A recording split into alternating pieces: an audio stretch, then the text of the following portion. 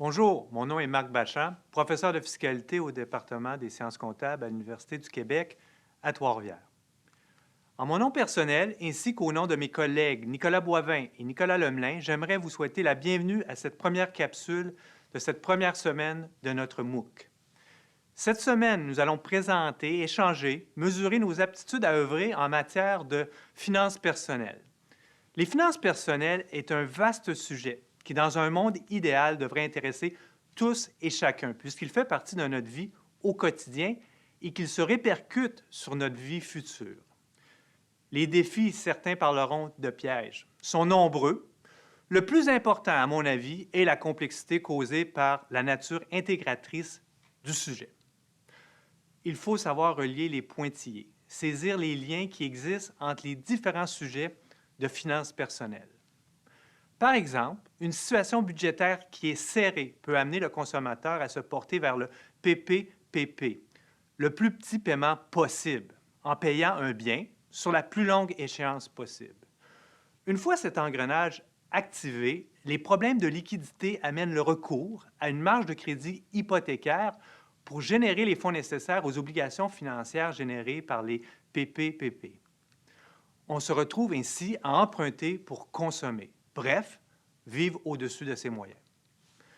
Les finances personnelles deviennent alors une question comportementale, proche de la psychologie, gratification instantanée, désir de se définir par ce que l'on possède. Jumelée à un niveau de littératie financière faible dans la population en général, cette situation devient un problème sociétal. L'objectif principal de cette première semaine consiste à favoriser de manière concrète à la fois notre compréhension des enjeux financiers personnels en matière de littératie financière et des comportements, bons et mauvais, qui les sous-tendent. Pour se convaincre de l'effet spectaculaire de l'endettement chez les Canadiens, observons ce graphique. En 2009, le ratio de la dette sur le revenu net après impôt atteignait un niveau record de 148 %. Sur une période de 20 ans, la progression a été de 55 %. Au troisième trimestre de 2013, le ratio de la dette atteignait 163,7 %.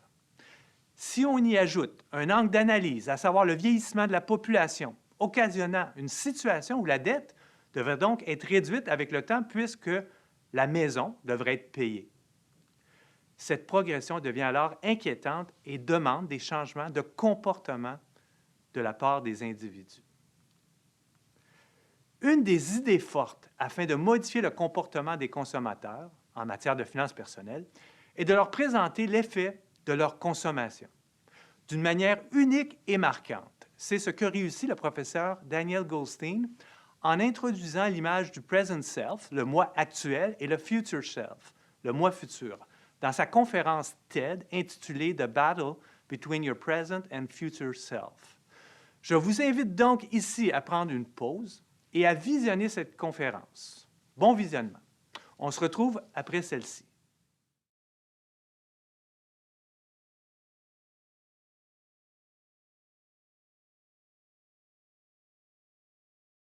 Tel que brillamment présenté par Daniel Goldstein, nos actions actuelles influencent nos conditions de vie futures. Lorsque nous consommons aujourd'hui, nous réduisons notre capacité à consommer dans le futur. Et lorsque nous épargnons aujourd'hui, nous augmentons nos possibilités à consommer dans le futur. Bref, nous nous empruntons à nous-mêmes. Illustrons, par un exemple, un des pièges le plus répandus en finances personnelles, la location perpétuelle d'un véhicule. Parlons de Marie Trottier, qui souhaite faire l'acquisition d'une nouvelle voiture, une Golf toute neuve, une belle voiture. Le coût de la voiture, 25 455 $, taxes incluses. Normal d'en financer l'achat puisque le plaisir de conduire une telle voiture durera plusieurs années. Du coup, les taux de financement sont aussi abordables, 1,9 % sur 48 mois, ce qui nécessitera des paiements pour Marie de 551 $ par mois. Marie Trottier trouve le versement mensuel élevé, ce à quoi le vendeur s'empresse d'éliminer tout souci en lui proposant plutôt une location. Comme par magie, le montant du versement fond comme neige au soleil. Marie est heureuse de verser 291 $ par mois pour assurer une location pour une période de 48 mois. Elle se dit qu'il sera toujours possible d'acheter sa voiture au terme de la location dans 4 ans. Nous voilà 4 ans plus tard, le contrat de location est échu et Marie doit débourser une valeur résiduelle de 12 926 si elle veut devenir propriétaire de sa Golf. Puisque la voiture est maintenant usagée, le taux d'intérêt pour financer la valeur résiduelle sont moins intéressants. Le taux est de 6 sur 36 mois.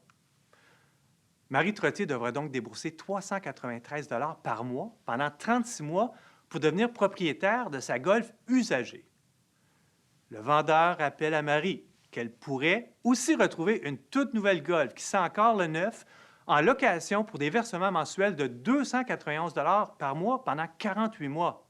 Quelle aubaine! Le choix est facile. De cette façon, Marie assume perpétuellement, à chaque changement de voiture, plus de 50 de la dépense la plus importante d'un véhicule, sa dépréciation, son amortissement. C'est à ce moment que Marie Trottier tombe dans le cycle infernal de la location perpétuelle. Au cours des semaines à venir, nous explorerons certains aspects des finances personnelles qui illustreront l'intégration des champs disciplinaires qui la façonnent, soit la retraite, les successions, la fiscalité, l'assurance vie, les placements, tout l'aspect juridique et les finances. Cette semaine, nous étudierons ensemble les méthodes de calcul, comment savoir si vous avez assez épargné pour prendre votre retraite à 62 ans ou à 65 ans selon vos objectifs et aspirations, la consommation et la pression qu'elle exerce sur la capacité à épargner, les contrôles et les outils financiers pour vous aider à atteindre vos objectifs. L'idée étant d'être dans la connaissance plutôt que dans la pensée magique. Finalement, dans l'esprit de la bonne volonté qui nous anime en ce début d'année, je vous proposerai une liste de 10 résolutions payantes pour cette nouvelle année.